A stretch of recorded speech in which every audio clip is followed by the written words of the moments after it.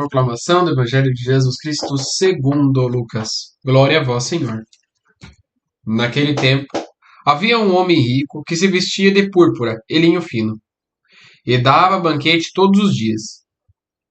E um pobre chamado Lázaro, cheio de feridas, que estava caído à porta do rico. Ele queria matar a fome com as sobras das comidas que caíam da mesa do rico, e ainda vinham os cachorros lamber as feridas. Aconteceu que o pobre morreu, e os anjos o levaram para junto de Abraão. Morreu também o rico, e foi enterrado. No inferno, em meio aos tormentos, o rico levantou os olhos e viu de longe Abraão, com Lázaro ao seu lado. Então o rico gritou: Pai Abraão, tem piedade de mim. Manda Lázaro molhar a ponta do dedo para me refrescar a água, porque aqui o fogo me atormenta. Mas Abraão respondeu: Lembre-se, filho, você recebeu seus bens durante toda a vida, enquanto Lázaro somente recebeu males. Agora, porém, ele encontra consolo aqui, e você é atormentado. Além disso, há um grande abismo entre nós. Por mais que alguém desejasse, nunca poderia passar daqui para junto de vocês, nem vocês para junto de nós. O rico insistiu: Pai, eu te suplico, manda Lázaro à casa de meu pai, porque eu tenho 5 irmãos. Manda preveni-los, para que não acabem também eles vindo para este lugar de tormento.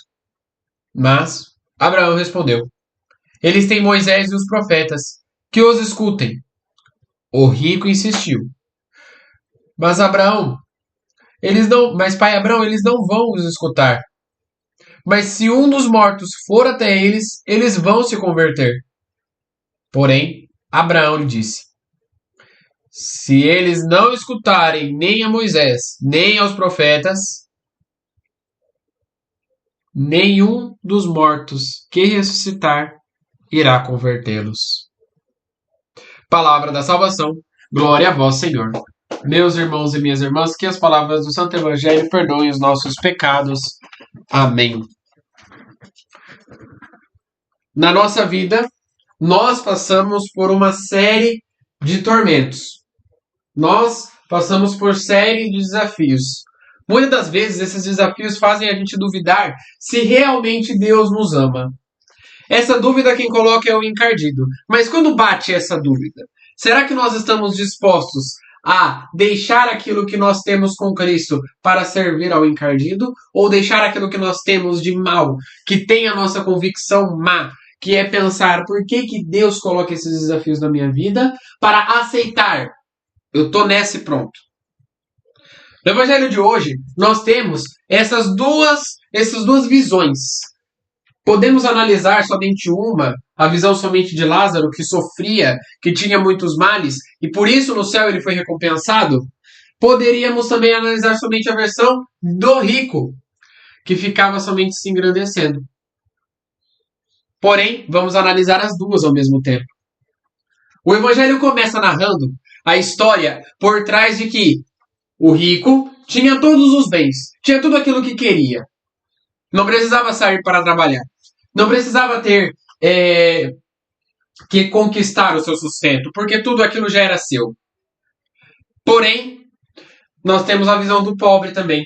Pobre Lázaro, que tinha lepra, uma doença muito incurável e que machucava todo o corpo.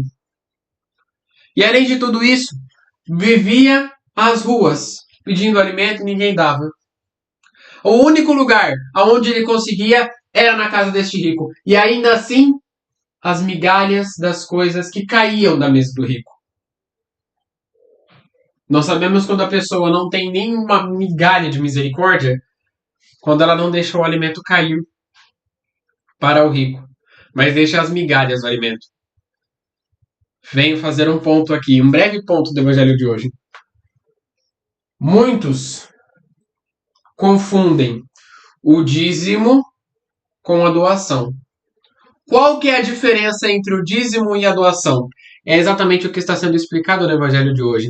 Jesus nos explica que o dízimo é uma parte daquilo que eu tenho, que eu conquistei, que eu ralei, e volta para Deus. É de Deus, porque Deus me deu a força para mim trabalhar, Deus me deu os braços para mim trabalhar, as pernas para mim trabalhar, o emprego que eu tenho, e volta para Ele como retribuição. Não é uma doação. Por que o dízimo não é uma doação? Porque, diferentemente do dízimo, a doação é aquela parte onde eu tenho e não vai faltar para mim. Eu tenho 2 pacotes de arroz. Vem uma pessoa na minha casa e pede um pacote de arroz. Eu vou lá e dou este pacote de arroz que eu tenho. Não vai faltar. Porque eu ainda tenho um. O dízimo é diferente. O dízimo é, eu tenho 2 pacotes de arroz. E a pessoa está pedindo 2 pacotes de arroz, eu vou lá e divido o pacote no meio para dar para ele. Esta é a ideia do dízimo. Muitos confundem. E a igreja recomenda uma coisa que é necessário como catequese nossa. A primeira coisa que nós devemos fazer ao receber o salário é pagar o dízimo. A primeira. Sempre deve ser a primeira. Ah, mas e se faltar dinheiro para... A primeira parte é pagar o dízimo. E se faltar dinheiro não pode existir.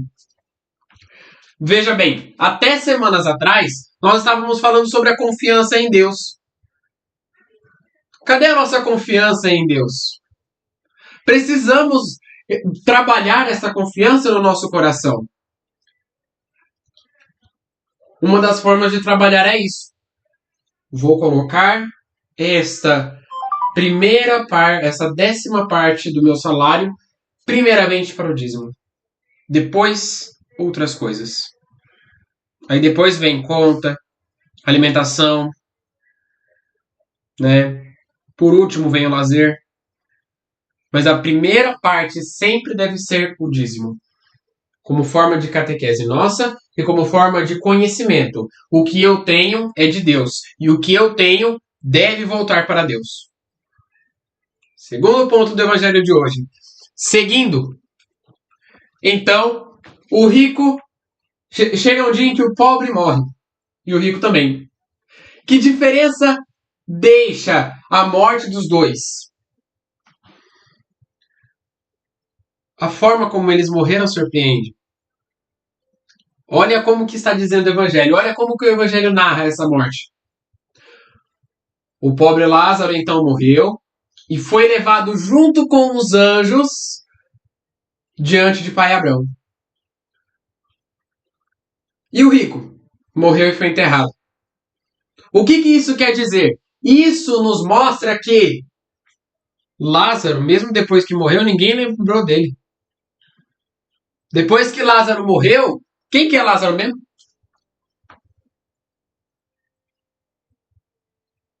Aí chega aquela história lá, né? Passa na rua. Ô, você tá sabendo que Lázaro morreu? Lázaro? Quem que é Lázaro? Lázaro, o moço que pedia comida aqui pra nós. E comia migalha na casa do rico. Rapaz, não tô sabendo não. Quem que é esse Lázaro, cara? Não sei quem que é, não.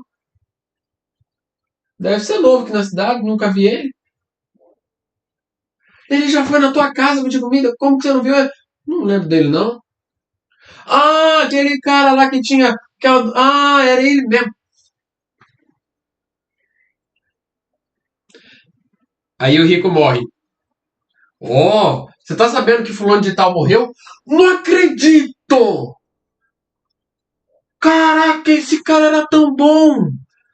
Minha Nossa Senhora, que pessoa boa!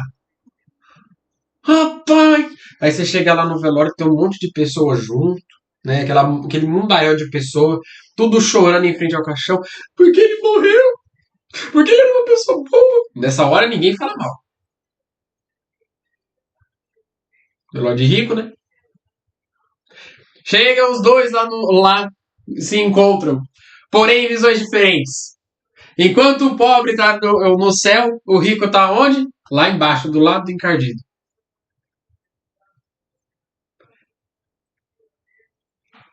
As nossas ações, aquilo que a gente faz aqui, nos levam àquilo que a gente vai colher lá na frente.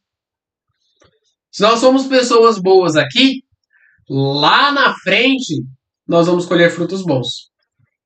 Agora, se nós somos pessoas duras de coração, fechadas para o novo, fechadas para Cristo, nós vamos colher aquilo que o encardido quer nos proporcionar, que é o fogo eterno.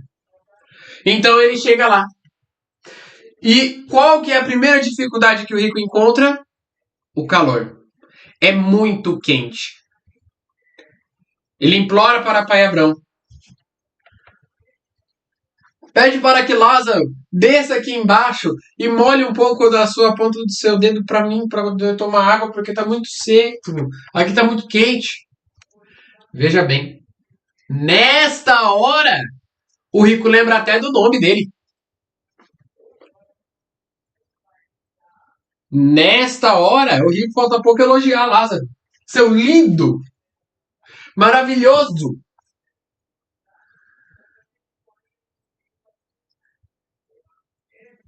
Quando nós falamos neste ponto e colocamos isso para os dias atuais, parece aqueles amigos interesseiros, né? E enquanto a pessoa está fazendo bem, esse aqui é meu amigo de fé, meu irmão, camarada. Esse aqui, cara, esse daqui daria minha vida, daria vida, eu daria minha vida por ele. Aí o amigo sai do eixo. Não, porque eu não gosto mais daquele cara. Ô carinha chato, insuportável aquele cara. Ô menino insuportável que é ele. Nem olha mais na cara, nem cumprimenta mais. Nossas amizades devem ser amizades concretas. Superar as barreiras. Ajudar aquilo que necessita para que uma amizade se mantenha. O principal inimigo de uma amizade sincera e verdadeira é o encardido. E nós devemos muito saber como cuidar dela, para que o encardido nunca ameace a nossa amizade. Então, o segundo ponto é exatamente esse. Devemos manter amizades concretas na nossa vida, no nosso trabalho, no nosso mundo. Manter relações concretas. Amizades, relações, qualquer coisa. Que uma afinidade concreta com a pessoa. Porque se não for concretamente de verdade, quantos casais hoje em dia se separam porque não tem uma amizade, uma afinidade, um casamento concreto? Porém, o casamento concreto exige de nós que nós se casemos diante do nosso esposo, diante da nossa esposa e ao mesmo tempo diante de Jesus. Você não está se casando somente para a sua esposa ou para seu esposo. Você está se casando com Jesus junto. E nós devemos aceitar esse ponto. E Jesus deve sempre estar no centro. Por isso que quando tem um casamento, eu acho que a parte mais bonita é essa. Quando tem um casamento, que há a distribuição da comunhão, somente quem comunga é os casais. E nesta parte, o sacerdote fica no centro. E aonde os dois casais, e aonde o casal fica? Na frente dele. Lembrando do quê? Da passagem dos discípulos de Emaús, que eram um casal. Ficavam junto com Cristo o dia inteiro. E só foram descobrir que era Cristo quando Cristo estava partindo o pão. Ou seja, exemplifica que, para cada relação concreta, Cristo deve sempre estar no centro. A pauta para qualquer relação concreta deve sempre ser Cristo. Senão a gente só vai lembrar da pessoa quando a gente estiver num momento de desafio, num momento de tristeza. E Jesus não quer que nós façamos amizades por interesses. Terceiro e último ponto. O rico então insiste para Abraão. Pai Abraão, manda então que Lázaro desça lá na terra para poder ele pregar para os meus irmãos, para eles se converterem, porque senão eles vão vir para o mesmo destino que eu. Que pai Abraão diz? Eles têm Moisés e os profetas, que escutem. Aí o rico entende o seu erro. Nesta hora, o rico deve ter batido um medo nele. Ele deve ter parado para pensar assim, mas eu nunca fui na missa. Mas eu nunca recebi a palavra no meu coração. Mas eu nunca deixei aquele cara entrar dentro de casa para ele poder me ensinar o evangelho. Mas eu nunca abria o YouTube às 4 horas da manhã para rezar um terço. Mas eu nunca peguei no terço na mão para rezar. Como que meus irmãos não fazem isso também? Como que meus irmãos vão se converter?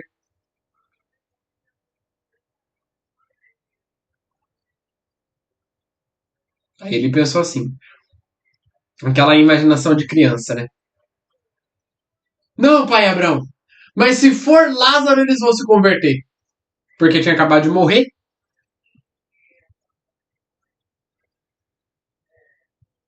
Que pai Abraão responde? Se nem Moisés e os profetas eles escutam, quanto mais um morto voltar. Eles não vão nem dar valor. Porque Lázaro já não tinha valor antes. Agora, para o rico, Lázaro tem valor. Vejam a importância de uma amizade concreta. O que faz falta uma amizade concreta? Agora, Lázaro tem valor para o rico. Porém, pai Abrão está disposto a ensinar o seu filho. E vejam que interessante. Mesmo no fogo do inferno, Deus não deixa de chamar até o pior pecador de filho.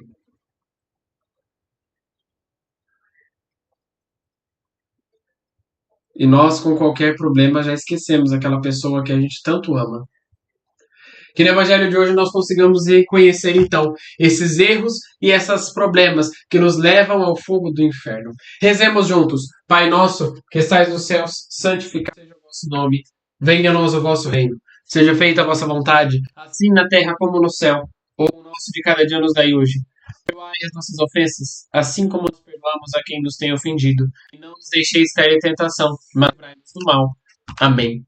Que no dia de hoje fique na paz e na alegria de Deus.